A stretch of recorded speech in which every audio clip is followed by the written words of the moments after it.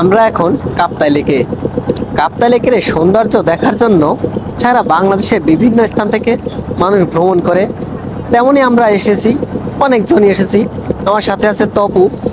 সে দেখছে, এর আগেও কয়েকবার আসছে, তবে আজকে তার কাছ থেকে আমরা অনুভূতিটা জানতে চাচ্ছি। তপু, কাপ্তাই লেকের খুব ভালো একটা অনুভূতি।